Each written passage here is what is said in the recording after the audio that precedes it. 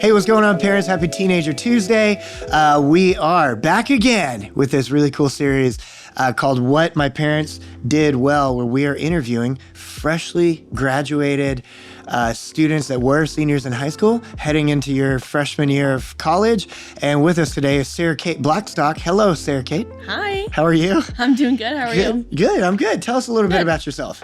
Well, I attend Lone Star High School, and I've been going to Hope for 8 or 9 years. Ever since I was in 4th grade, my parents started Church of Christ, and then we kind of moved away from the Church of Christ. Okay. Over to Hope. Yeah. Yeah. Wow. I have Longtime Hoper. Longtime Hoper. That's Yep. awesome. That's Sure awesome. And where are you going now that you're graduated? I'm going to ACU. ACU. Mm-hmm. There you go. There's a decent amount of Hopers up there. Yeah, like people there who is. Yeah, my graduated cousin's up there. Two of my cousins are up there. Oh, okay. Mm-hmm. Yeah. What are you majoring in? Nursing. Nursing.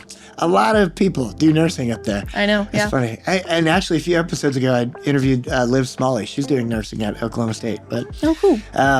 Hey, what is, in hindsight, what was a rule, a guideline, a curfew, or something that was a house rule that your parents had for you that at the time you hated it or just disliked it? You're like, I don't like this. But now in hindsight, you're thankful for it.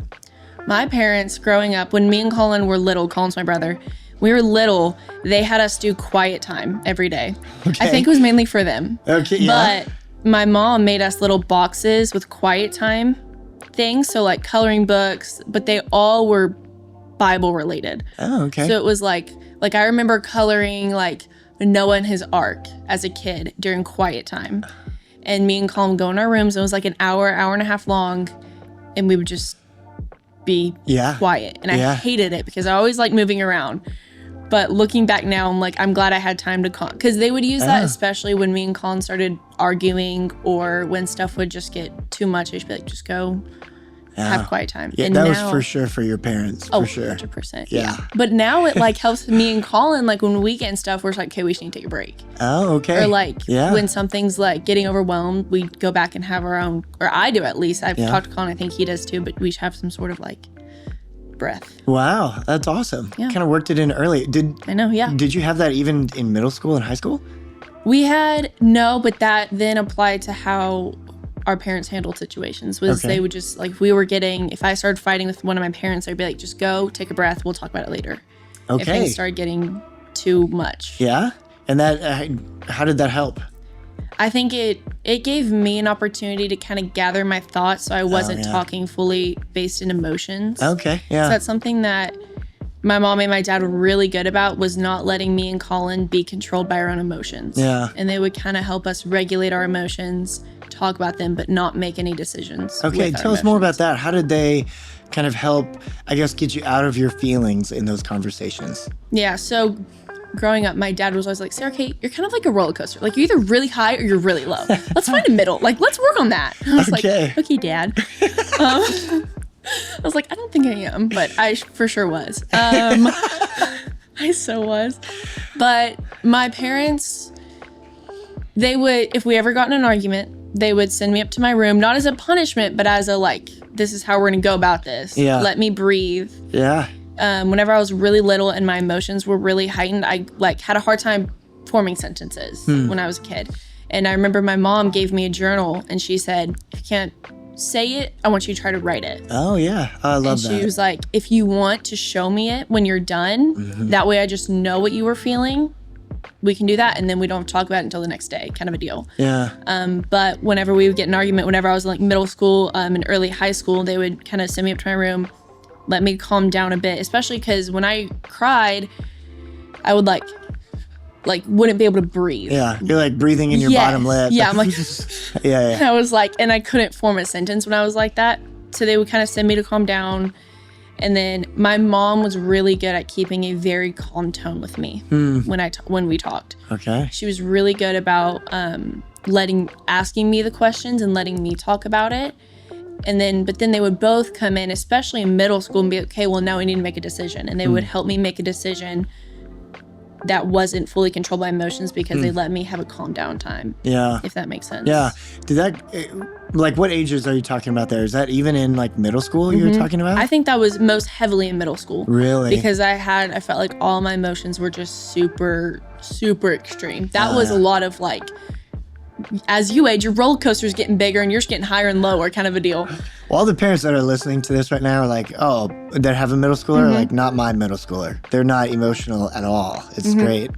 I'm being sarcastic. Yeah, for sure. Yeah, they're all super level-headed. Hey, tell me this. What's something small that your parents did every day, but they did it consistently, that now you realize, you're like, man, actually, that was really special for me? Growing up, obviously, both sides of my grandparents are in church. My mom's parents are super involved in their like elderly community at their church. So growing up, I always knew about church, but my parents were involved in their own small group growing up. So every Sunday evening, even like up in middle school and stuff, every Sunday evening, you'd go over to your friend's house and all the kids would be at one house, parents would be at the other. And that insinuated a lot of, like-minded friendships for me that I still go back to and talk to them. And also, I always caught my parents reading their Bible. Always. I remember so many times my dad, he's a very structured person. He is very, he's a lot like me. He's very just kind of like, you know, I do this and then I do this, and he never kind of changes. So every day, I remember like every Sunday, especially on Sundays, when we finished cleaning up our house, I could walk in his room and he would be sitting on his chair in his room reading his Bible. And that was so special to me, looking back now, because it insinuated for me a want to read my Bible. Yeah. Especially like when I was in middle school and there was just so much going on with everyone. I felt like knowing that my dad especially, I distinctly remember my dad more than my mom, even though I knew my mom was reading it too. But distinctly remember them reading their Bible and then like talking to me about my Bible and, you know, always asking me like, you know, do you want me to help you read it? Like they never forced me, but knowing that they did made me want to read mine more. Oh, yeah. Yeah, that's cool. What's something that your parents have done, maybe for you as a high schooler, that you would say, when I'm a parent, I want to do that too? My parents never let me quit anything. Okay. They, even though like... What did you want to quit? Let's start there. Oh my gosh. Where do we even start? When I was like 3, I really wanted to quit soccer. Okay. I wanted to quit dance. Yeah. There was a time where I was like, I don't even want to go. Like, I just want to stop going to Hope. My parents were like, okay, well, number one, church is not always about you and filling yourself up. You're now plugged in, you're pouring to others, and you're there for that too. That's true. Yeah, and you volunteer in middle school groups. Yep, I do. Yeah. And then... Did you do kids before that? I did. Okay. I did 3s before that, and that was the time they were talking about, I was in 3s. And you wanted to quit doing that? Yeah, I was just like, I'm done. I think I was just being dramatic, and I think I had gotten in a fight with one of my friends that was in my small group, and I was like, well, I just don't want to go anymore. And Mom was like, no, we're not going to do that. And I was involved in a lot of sports. My parents never let me quit it. And that my dad was really like, we're going to stick to what we said we were going to do. You're going to do the hard thing. You can do hard things. This isn't fun, but we're going to teach you how to do it. Yeah. And you're going to do it. Yeah. So I think whenever I grew up, just kind of holding my kids accountable to the things that they said and committed to doing is what I want to do. And just being like, you said you're going to do this. Yeah. Like, we can quit it next year for sure, but you're going to finish out the year. That's not an easy thing for parents to do. Because the easier thing would be, just let them quit, because then there's not a fight. Yeah. Then there's not like an argument. Yeah. When you talked with your parents about that and they were like, no, you're not going to quit. What do you think they did well in those conversations? I think they explained the why really well. Okay. I was very much, I always would like, well, like, why? Why that? Why this? And my parents were really good at being like, you said you were going to do this from the beginning. Your word has power. You said you're going to do this. We're going to stick through this.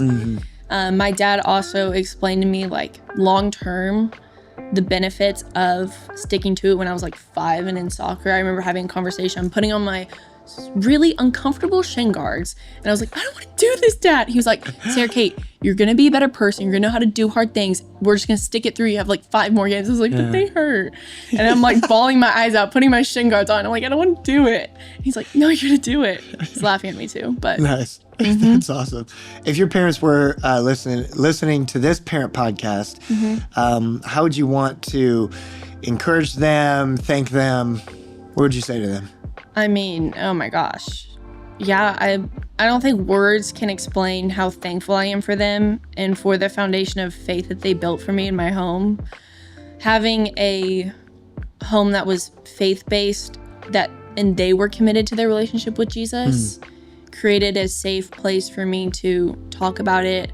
My dad loves his teaching moments, and I love like when he would we would just be talking about a situation and he would just teach me a new life lesson or teach me a new skill. And like those moments with my parents where it was just, we talked about religion or about friends and all like those things, I'm just so thankful for, because those are the moments I think built me up as a person more than anything else. Yeah. Just those little moments with my parents. So, I mean, yeah, just, I'm so thankful for them. I mean, they have made me into the person that I am. Yeah. Along, of course, with Jesus and God, because they had a plan for me. But, you know, they've just encouraged me in everything, and they've trusted me, and yeah. Yeah, that's awesome. So thankful for them. That's awesome. Parents, we have a few more episodes. I hope that as you hear teenagers still, 18-year-olds that just graduated high school talk about their parents, I hope it's either encouraging or inspiring to like, oh, I want to start trying that at home. I love how you talked about you catching your dad reading his Bible. That's actually something we've talked about on the podcast, is let your teenagers catch you reading your Bible. Yeah. So maybe he listens. No, he probably did that on his own. But hey, parents, we'll be back next week. For now, always remember, you can do this. You're not alone. God is with you, and so are we. Have a great week.